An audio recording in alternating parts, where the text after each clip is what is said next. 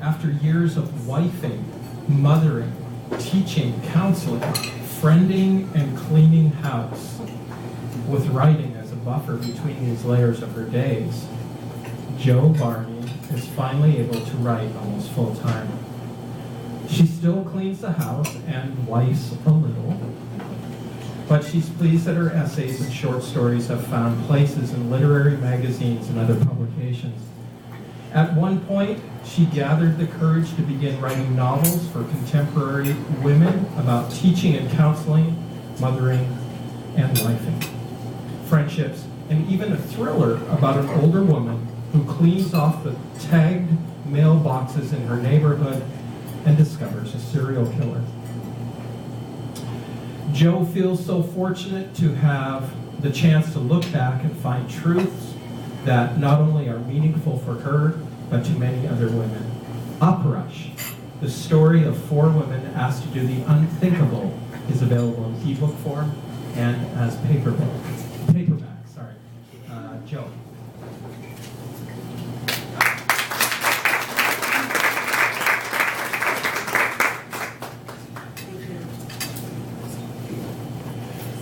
As an ex-school teacher, several of you are in the room, I know, because I kind of get the vibes from you, that there are some educators here. You might remember the words learning experience. Whenever we made a mistake, or one of our kids made a mistake, we say, well, that was a learning experience. Well, the book that I'm going to read for you tonight, yes. We can't hear you back here. Okay, I'll get closer. Thank you. Thank you.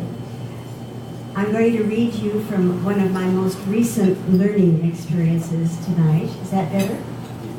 Great. I learned a lot from, but also perhaps you might find interesting too. The experience began when I first started writing novels, and I wrote a novel that came out as an ebook, which I self-published, called The Solarium, based on some college friends' experiences and things we had when we were young and things we were experiencing as we were old. And the book was a wonderful, wonderful experience for me to even see on the internet. There it was, my name, everything. It was quite wonderful. But I sold probably, despite some efforts to market, probably 50 copies. And I wasn't going to get rich or famous from that. So I learned from that, however, from that experience, that I needed to think about marketing as well as writing. So I, at that point, tried a few things, sold a few more, but went on with my next book. In the meantime, I talked to a publicist, which, if you're a writer, you know they're out there wanting to help you publicize what you're doing. And she said to me, and she's quite a well-known woman in Portland, she said to me, taking one look at my ebook, number 1, you need to get a new title. Number 2, you need to not have it as an ebook, but get it out in a paperback. And number 3, get rid of that cover that you have on the ebook. And I thought, wow, okay, I can do that someday, but I'm right in the middle of Graffiti Grandma, which is coming out, and I keep going into that. So Graffiti Grandma went on, but I did a little more publicity for Graffiti Grandma. I was learning how to market. I was learning a lot. When Graffiti Grandma got out, and I was in a lull for a while, I thought, I'm going to take a look at Solarium again and see if I can do what she asked me to do. And I did. I took out the manuscript. I came up, with my husband's help, a new title. And I found on that stock stuff that you can get on the internet a picture that I loved. So I had the cover, I had the new title. But when I read the book, I wasn't totally satisfied with how it went. Most novels, when we write them, when I write them anyway, I start at the beginning and end up at the end. And it kind of goes in a linear way through various events until finally it's solved. Whatever it is solved. And it might be quite like this, an arc of things happening and ending, hopefully, satisfactorily. Well, I looked at my book, and I saw kind of an arc, but I also saw a really slow beginning. And the other rule that I was learning is I read somewhere on the internet that you have to start fast in your book. And when you have your book in a bookstore, the person wants to open the book and go, oh my God, I want this book at the first page, right? Well, my book wasn't that. So one night I took apart the solarium, which is now called UPRUSH, and I'll explain that maybe later. But I took apart the book by chapters and laid them on my bed. There were 42 chapters, so the entire bed was covered, and my husband came in, took one look, and went back to the couch and to the floor. Because it was obviously I wasn't going to do a thing until I picked up that book in a different manner. And what it came out from looking at each chapter that I needed to start with the most exciting part of the book and then drop back and get to that place and get back to that place in the book. So instead of a linear, it would kind of start with this and kind of do this, and it did a lot of this in the middle because there were 4 viewpoints, 5 counting the sheriff, 5 people's heads I was in, and each chapter was a different person. So then it became rather jaggedy, which is fine by me. I got it back together, I read it, I liked it, and then I went directly to Create Space and made the book. And it turned out like this. And that's my book. I did it all, every bit of it.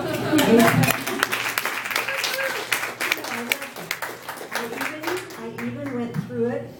This is the proof. I went through it and caught all the typos. Except, and this is another learning experience, on the very first page I'm going to read you, there's a typo.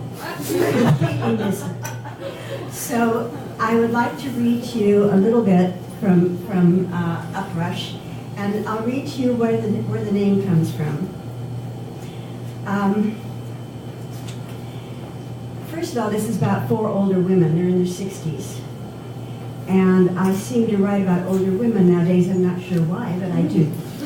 And the UPRUSH means, which I didn't know until I looked it up, until I found it. Let's see, here it is. UPRUSH is the landward flow of water up onto the beach that occurs when a wave breaks. Okay, in your head, think of the wave going onto the sand, and that's the uprush, is that last stretch. Well, the women in this book are kind of in their own uprush situations. I mean, they're out there and they're on the edge of making big decisions in their lives. They're not quite sure. They all know that, but they are. And the book is about the decisions that they're making. And I won't go into the plot because if I do, I'll tell too much of it. I always do, so I'm not going to go into the plot. But I will go into the first chapter that finally starts this book, and I hope you want to pick up the book and buy it as soon as you hear what I read. But let's see. This is chapter 1, Early Monday Morning Flotsam, and this is Lucius, the sheriff's viewpoint.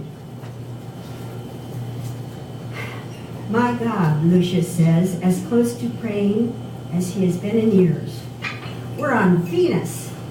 Monoliths rise ahead of him like black specters, their crags and angles cutting through the mist, jutting towards the high, bluing sky. The others, silent, have dropped their handholds on the rope. Lucius bends to loop it over his arm, and as he does, he sees the man in the slicker, the one with the bag, the one kneeling, rising, waving at them. That guy's found something, let's go. Lucius runs, slogs really, his boots heavy with water. The women in their sneakers move faster, their arms reaching out to the dark figure and whatever lay at the foot of the rock he's leaning against. Lucius cannot tell if it is the gulls or the women crying out.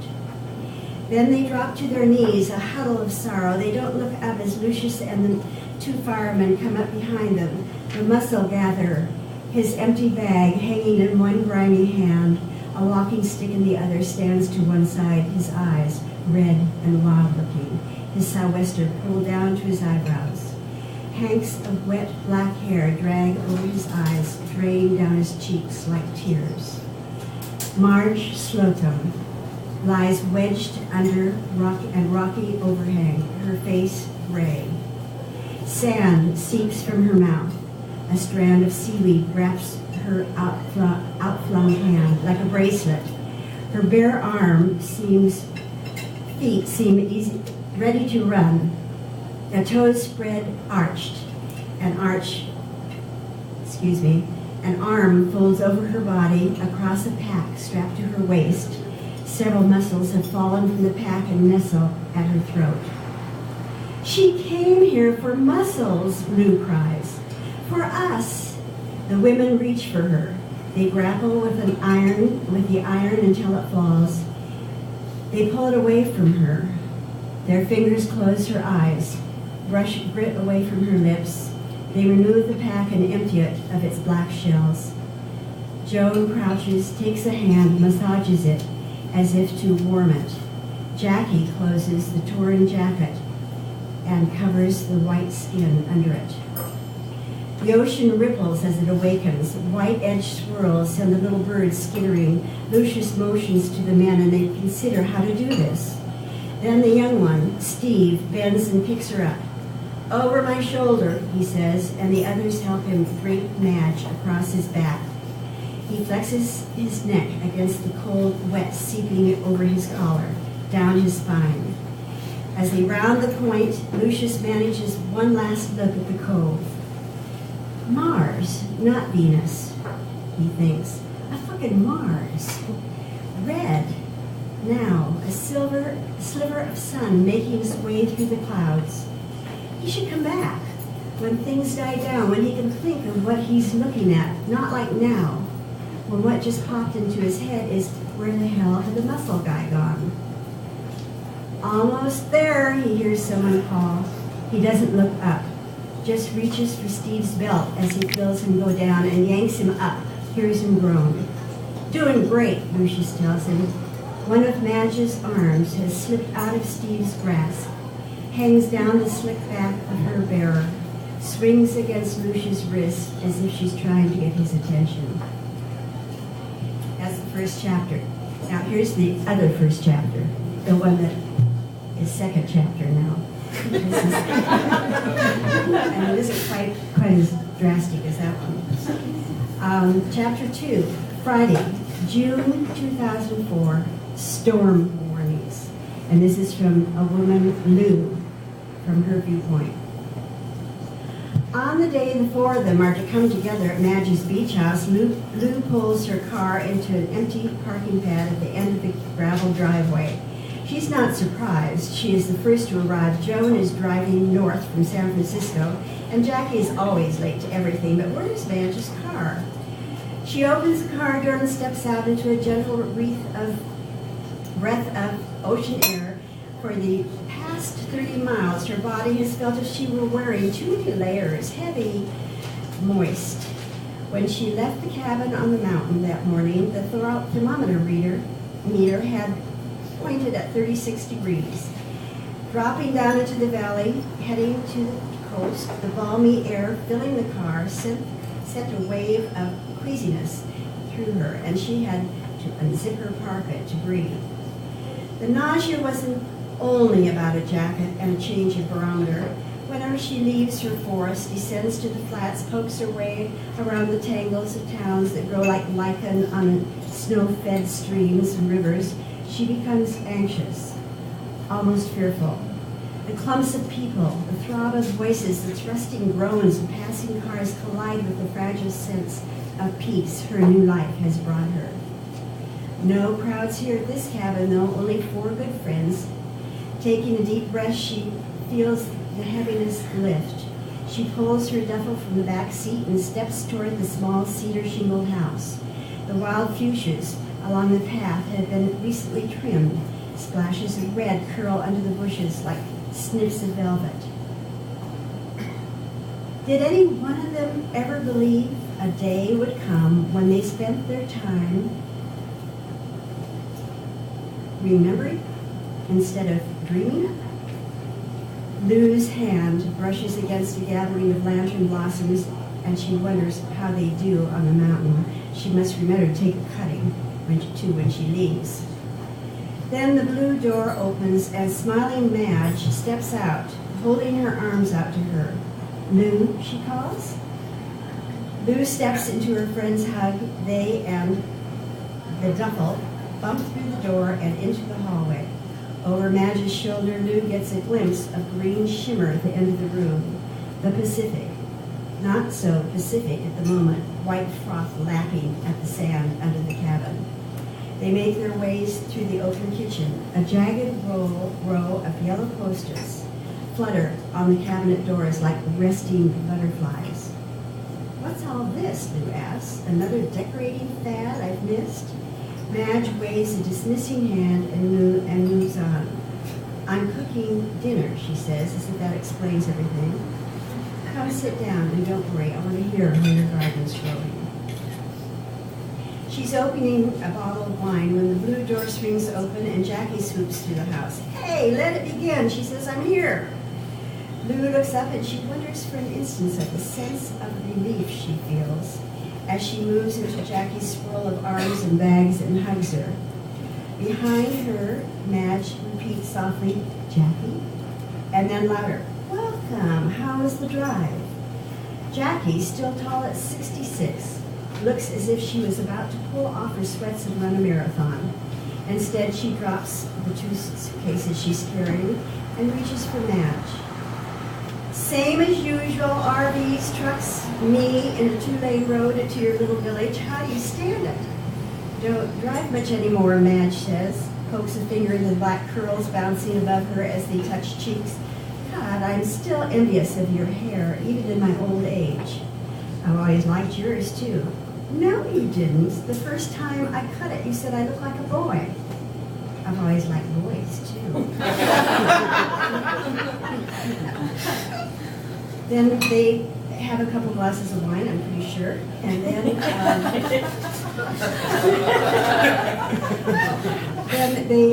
we move on to another little section here where Lou, still in her POV, is noticing something about Madge that is even making her more uncomfortable. Madge is not Madge, not the friend Lou's known for almost 50 years. The Madge who would listen so carefully she could repeat what you said years later with whom your secrets were safe and your faults accepted. That familiar woman is somewhere else. This Madge's gaze wavers. Her easy flow of words are now spurts of escaping thoughts. Her lips, once loose and ready for whatever came next, are tight, as if she is afraid of what will leak out if she isn't careful. And down below again. Then, headscarf around her neck, her blondness unruffled despite her 2-day drive, Joan breezes through the open door. She still looks good, Lou observes, not just the new neck. She glows, as always, with her California tan, her perfect lips, and her smooth yellow hair. And she's held up a lot better than the rest of the foursome, boobs and waistbands still in the right places. Lou takes a last sip of her wine and stands up to meet California girl. Time to grow up, she tells herself. Time to let it go. If not now, when? And then towards the end of this chapter, now they've had more wine, and they've had two, thank goodness. They clear the table and take thimbles of brandy to the couch and chairs facing the warmth of the fireplace. Kind of like the solarium. Madge's voice wistful, young, surprises Lou. Solarium. Until today, who hasn't thought of that midnight room in a long time? Madge sets her glass on the chest that serves it as a coffee table. Her hand is shaking, a drop of brandy spills on